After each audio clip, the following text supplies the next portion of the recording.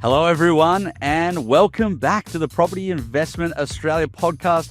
I am one of your co-hosts, Lachlan, Vidler, and as always, I'm joined by my good Brazilian buddy, Will Sanchez. Will, how are you, friend?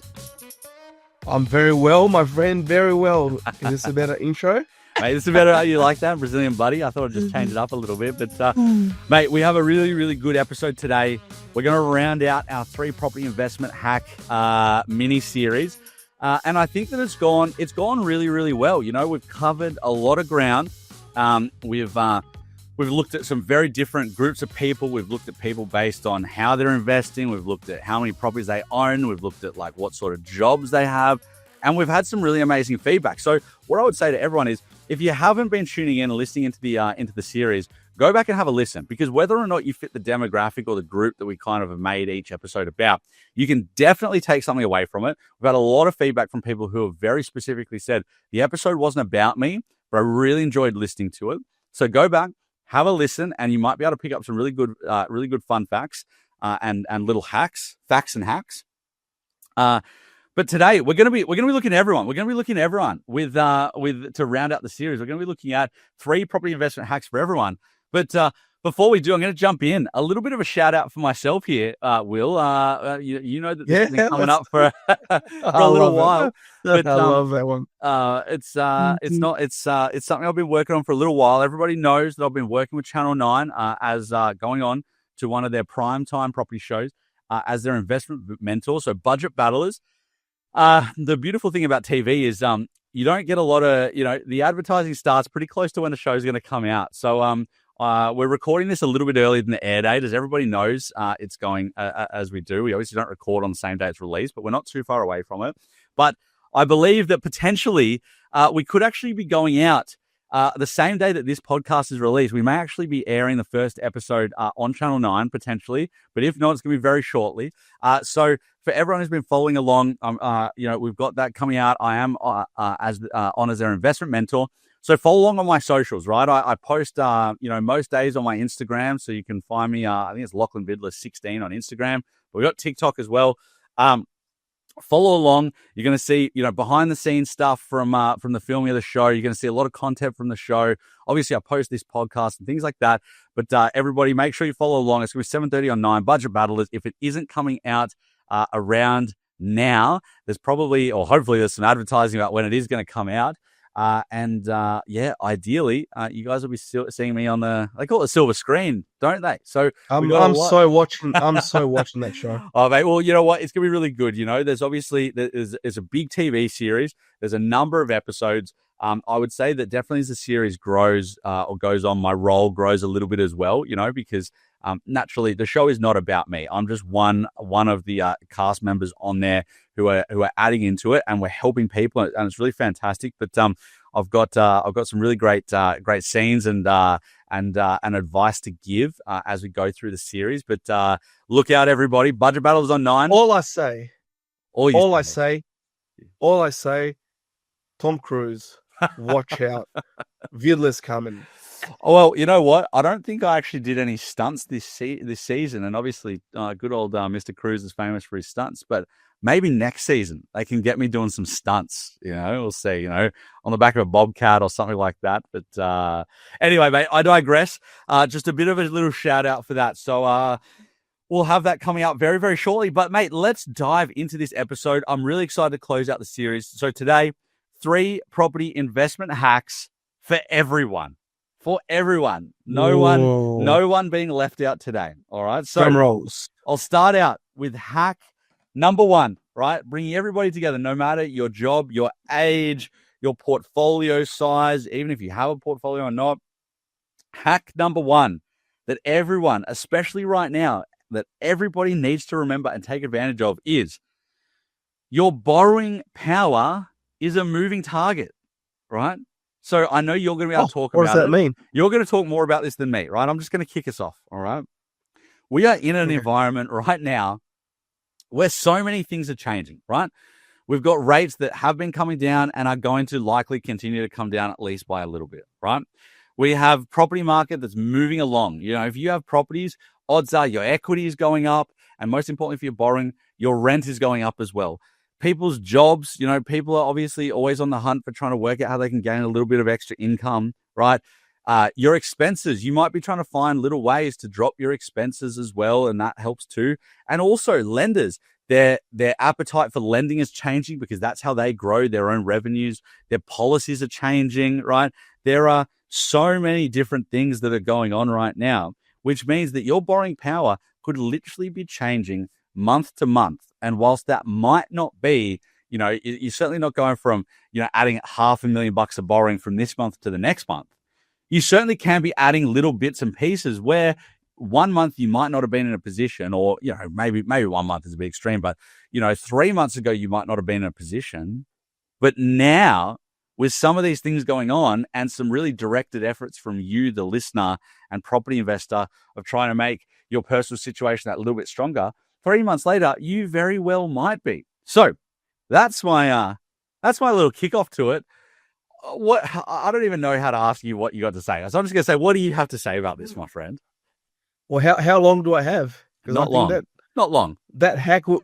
Yeah, I can talk 30 minutes on this. I don't, mate. You can talk 30 hours, I reckon. Now let's put into perspective here and try and make it very, very easy and nice to digest for our listeners. You're right. The borrowing capacity changes depending on the situation, depending on the purpose, depending on a lot of variables, right? If you buy to live in, if you buy to invest, in our case here for the podcast, when you're in the cycle, the property prices, the rates, the policies, the lending appetite, right? And by that I mean, for example, how does a lender take into account a HECS debt, for example? It's been changing a lot, right? Almost every month between lenders. Hey, like every month, it's like there's a new policy or interpretation of it coming out. Yeah, because the lender, you got to remember, the lenders want to lend. Yeah. That's how they make money. That's how they survive, right? So they got to find ways to do it, being compliant, right?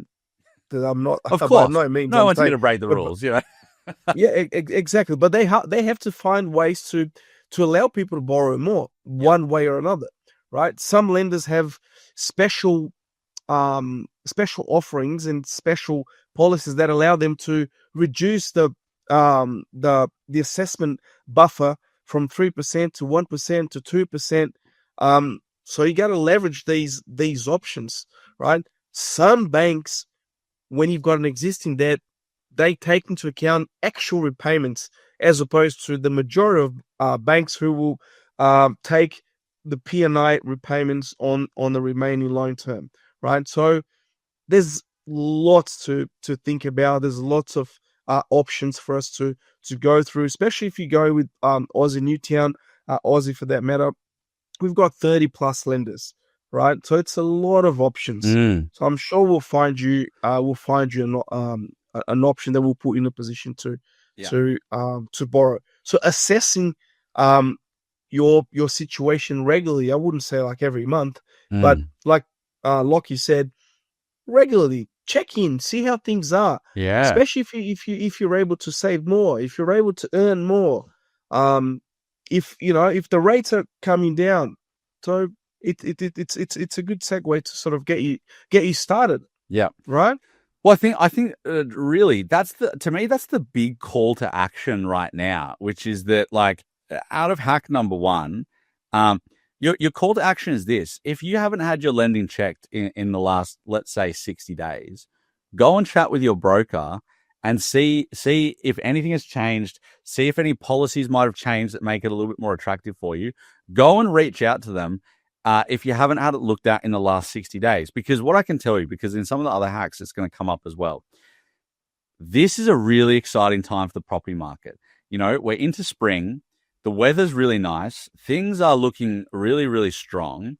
And I don't want to talk about that because I want to talk about in the next hack. But you can't afford, and this isn't a sales pitch thing. This is really just a reality.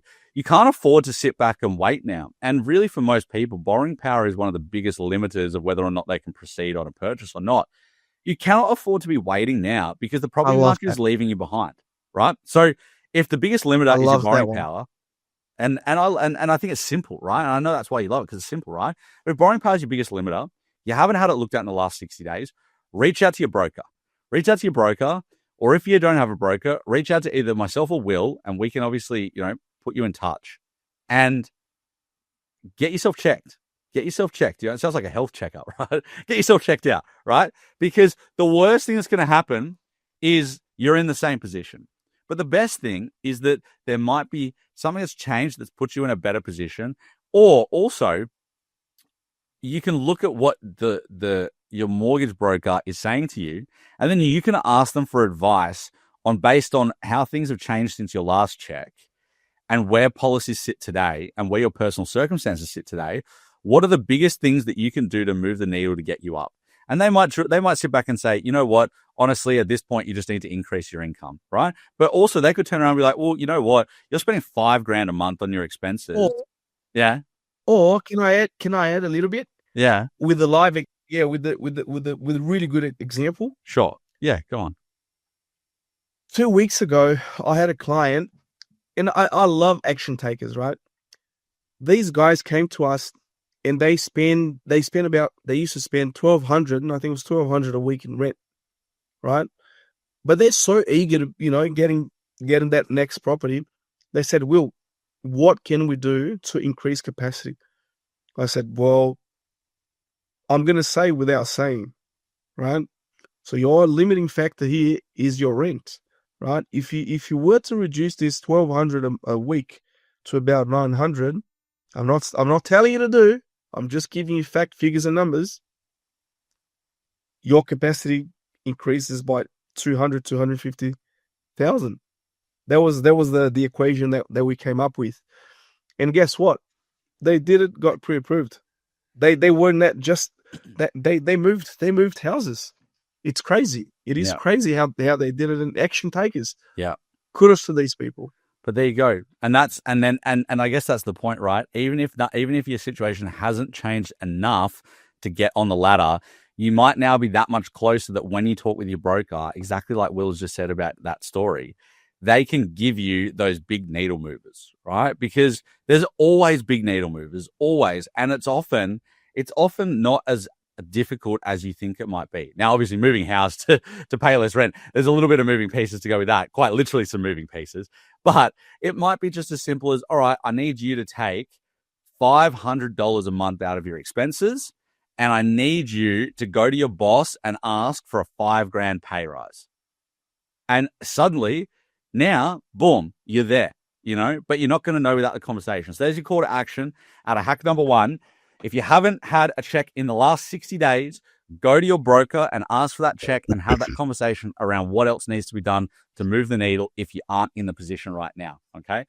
Now, let's move on to hack number 2, all right? Hack number 2. Properties don't need to be perfect. They just need to be strategic.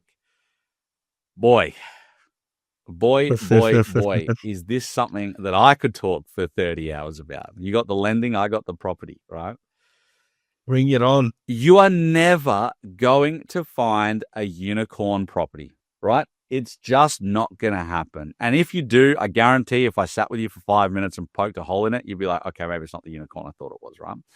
You're never going to find it because it doesn't exist, right? What you need to aim for is the fundamentals, right? The fundamentals of good property investing is something with your decent cash flow that makes sense, that's got growth potential, and it balances your risk, right? And all this is going to come out of your property portfolio plan, right? Because all those things are going to vary depending on where you're at, right? But the thing that holds people back is trying to find the perfect property. And all that happens is that the market sails by them, right? And you know what? I've actually got a story about this, and I'm the culprit. I'm the culprit in this, right? Yeah. Tell us. So I've got somebody that I'm working with right now who's not only a good friend, but also is a business partner, like people that we do work with, that we refer clients across to, right?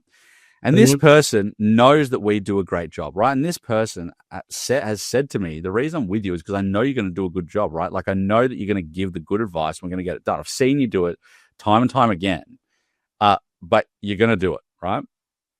Well, sorry, I know you're going to do it, right? So I showed him a property, right? I showed him a property, and I got this property on a Friday, right? My team brought this property to me and showed me on a Friday. And I was sitting, I was looking at it, and I was umming and ahhing, right? And I ended up calling up, this person on a Sunday, right? I called him up Sunday morning, and I said, mate, look, I've got this deal, and it's not a unicorn, it's not a slam dunk. I think the deal is fine. But honestly, I've been looking for, this absolute home run deal for you. And he says to me, right, and I guess it's good because not only is he a friend, but he's also in business, right? He runs his own accountancy firm, right? So he obviously gets it as well, right? And he goes, mate, I'm not expecting you to find me a unicorn, right? And we're trying to buy 3 properties before the end of the year, right?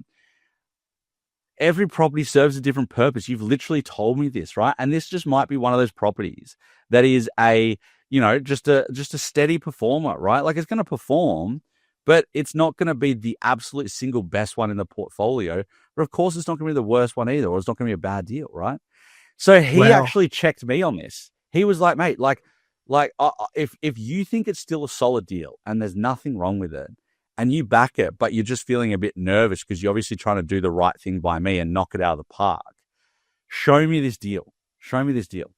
And I showed it to him. I want this client. Right? I want this client. And he's amazing, right? He's a great bloke, great business owner as well, or entrepreneur. Anyway, I showed him the deal. He's like, mate, I don't know what you're so worried about. And I said, look, if I'm being really honest, it's because I just want to absolutely kill it for you, because obviously you're a personal relationship as well. I want to absolutely kill it for you. And he's like, mate, this deal is absolutely fine. There's nothing wrong with this. You shouldn't have waited to show me because I wouldn't have had an issue with it, right? So there you go. Do you know who he's friends with? Who? He's friends with that French writer, Voltaire. Perfect is the enemy of good. I love this client. Oh, see, and people say you're not funny. I think you're hilarious, mate. I think that's great. Really? Oh, thank you. I'm just teasing, mate. I'm just teasing. But my wife says otherwise. But there you go, right? There's my own mea culpa, right? I've been guilty of that recently because I had a bit of, I was letting emotion overcome logic, right? But for people listening, right, they don't need to be perfect. They need to be strategic, right? What you think is a 7 or 8 out of 10 property in a good market is not usually. It is probably always going to beat that 10 out of 10 home that you miss out on all the time because it's just impossible to find, right? And then you end up in that opportunity cost conundrum where you're trying to fight for this 10 out of 10 and you've had an opportunity cost of 50, 60 grand, if not more, because you've waited too long and missed out on really good, strong, solid fundamental deals because you've tried to find some unicorn, Yeah, time flies. Right? That's where the opportunity Absolutely. goes. Now, I'm going to keep going because with this one for a minute, I know I'm talking a lot, but it's because I've just got a lot of thoughts on it, right? I think this has never been more important because there's a lot of FOMO getting around the market, right? And some of it is unjustified, but some of it is truly justified, right? Like sentiment is driving hard. Migration and the continued migration is also driving hard. Our shortage of properties is not increasing. Our shortage of properties is not getting better. It's not decreasing. It's not decreasing. And if anything, right, the demand, especially on the rental side, is continuing to get stronger and stronger and stronger, right? We then go and loop in these first home buyer changes, right, which have now started in the marketplace. But the supply of properties is not getting better. But now, especially this first home buyer stuff, it doesn't matter whether you're in a small regional city, a big regional city, or a capital city. It is impacting everyone because people who were previously not eligible are now eligible, and they are going to be in this market. If not now, over the next couple of months, as they're now sorting out their savings. You need to be in it, right? So I think we had a call to action out of the first hack. I think the call to action out of the second hack is you need to get ahead before the year ends, okay? Because a lot of people are going to start to get lazy now because they're going, I'm tired from the year. The job's hard. I'm looking forward to Christmas. Honestly, that's bullshit, all right? You need to get ahead now because if you do, you're going to be ahead of so many other people. They're going to wait to start all the admin and everything in 2026, but they're not going to start on January 1. They're going to come back from leave midway through January, right? They're then going to be looking forward to Australia Day because nothing happens before Australia Day. They're then going to have Australia Day and they're going to be going, all right, well, you know what? I'm a week away from February. I'm just going to start in February. They're going to start their admin in February. They're going to get, it's going to take them, 4 to 6 weeks in February to get all their admin sorted. If they're getting structures set up, get their pre-approvals, it's now going to be March. And then they're going to look to engage, someone like a buyer's agent or start looking for themselves. And it's going to be like April or May before they make, they start taking proper action and be in a position to buy, right? So like I said, I'm calling it out. It's bullshit. Don't wait. You need to go Total now. BS. Right? Bang. Exactly right. We need like a hammer, like a sound effect. I don't think our producer will do that for us, but you need to take action now, because if you don't, you're going to get left behind. And all these changes are making the market more hot than it's been for years. And that's generally not even the investable markets, which have been hot the whole time. They're just going to get worse in the sense of how hard it is. Sizzling hot. Sizzle, like the old sizzlers, right? It's going to sizzle, okay? So that is hack number 2, all right? Now, our final hack in our hack series, all right? I'm going to say what the hack is, but you know what? I'm going to ask you what you think about this first, and then I'll jump in, all right? Okay. Hack number 3, systemize your investing to beat decision fatigue, right? What do you think about systemizing? What's your thoughts on it? Well, am I meant to be giving it away? Oh, I mean, or are you honestly thinking what I believe? Maybe be one, but I think even just just tell me what you think. Even just in general. What do you think even in general, just about like the systemization of anything? It's a must. Yeah, it's a must. Yeah, it's a must. It brings consistency to the equation. Yeah, if we have to rely on human capacity, as the old saying goes, we are only humans after all, right? So you got to automate as much as possible. Yeah, as much as possible. Keep it there. Just let it do its own thing. Yeah. The less inputs, the better, because the results will come. Yeah. Right. Yeah. I agree. And did I give it to you? Is that what you wanted to hear? You don't know if you got a tick or not. Bring it on, baby. Oh, mate. Nah, look, I agree with you, right? I think systemization, and this is something I really kind of appreciate through obviously business or through running my own business. But systemization, I think, is the single most important thing that anyone can do in any part of their life to achieve success, right? Because the less you have to think about something, and like you said, the more things are automated or the more things are planned, the easier it is, because there's less kinks in the system that can go wrong. Because if it goes wrong, you've at least got something there to help give you a check or a balance on it, right? So I truly think most investors don't actually fail from like large bad choices, right? They actually fail from making too many small ones over and over again, right? And that's because of not systemizing. So there's not the checks and balances that are in there, right? So I'll give you an example, right? A lot of people would say, if you buy a bad property, that's a big decision that you've gotten wrong, and that's going to hold you back, right? But I'm going to challenge that, right? I'm going to play devil's advocate, right? I think that even in Australia, if you make a bad call on a property, it's pretty forgiving, right? And if you hold it for a little while, I'm not talking now for 10 or 20 years, but you hold it for a little while, it will probably get you at least back to break even, right? At least back to break even, right? So they haven't fallen short because of a single bad decision, which was a bad property. They've fallen short because of the smaller ones, which is that they didn't put in a process for annually reviewing their property and understanding whether or not it was performing. So now if they had of, they'd get to 2 or 3 years down the track. They've realized, hey, this hasn't really performed how we've wanted. They've had those review processes. They've had the team around them to support those review processes. They've now been able to make a strategic decision at like year 3 or 4 to go, you know what?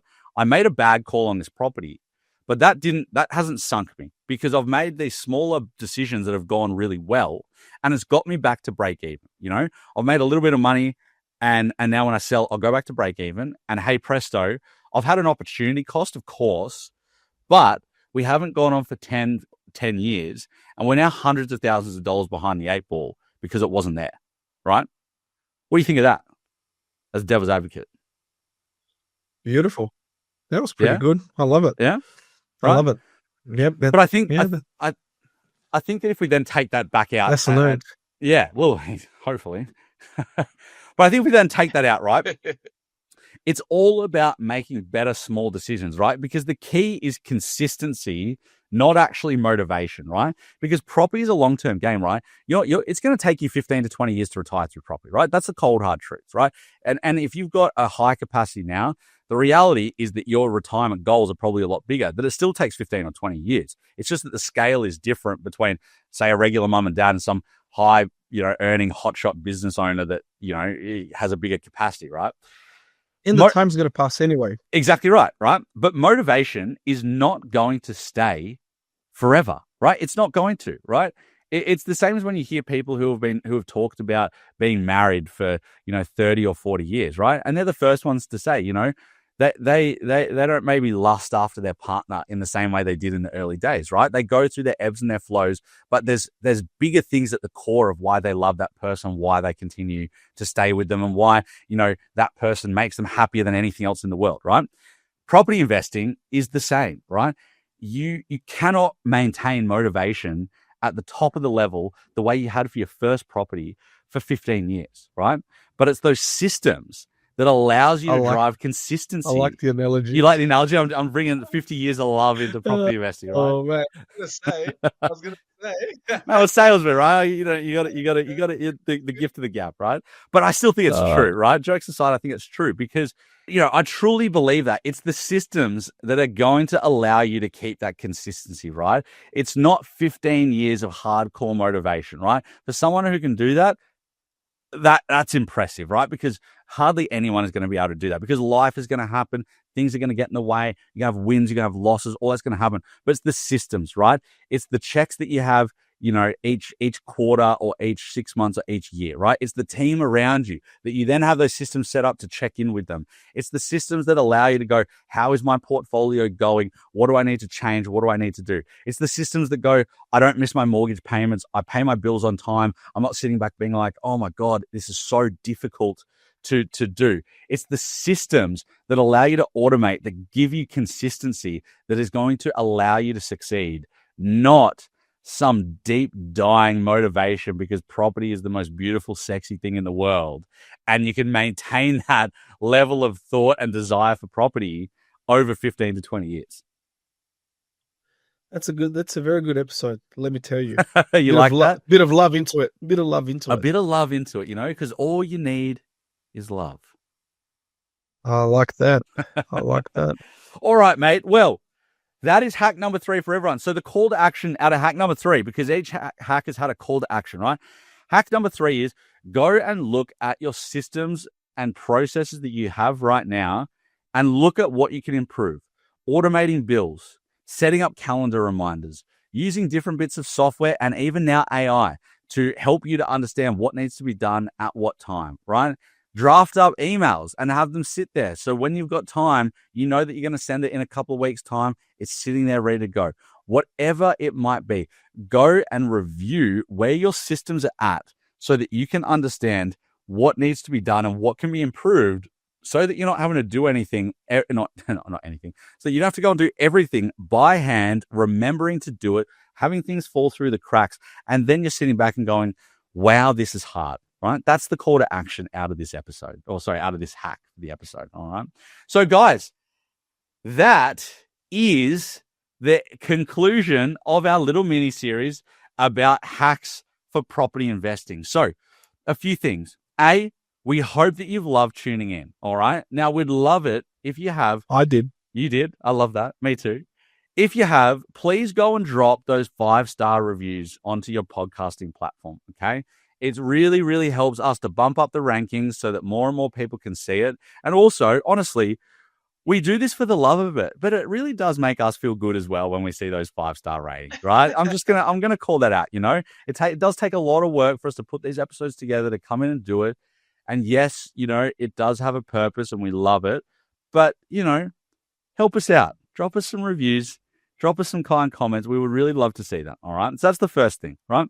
The second thing is, if you're looking for help on that mortgage front, please make sure you go and chat with Will and the team at Mortgage Choice. Look at that. I'm tongue-tied. Oh How many my times have I goodness. said that? That was a killer. That was a killer, guys. He was just I'm testing just me. teasing, He was guys. just I'm like, just teasing. I'm seeing if Will's awake. Of course come not. on, don't do that to me. Go and see them at Aussie Newtown, all right? Obviously, Come it's on. not.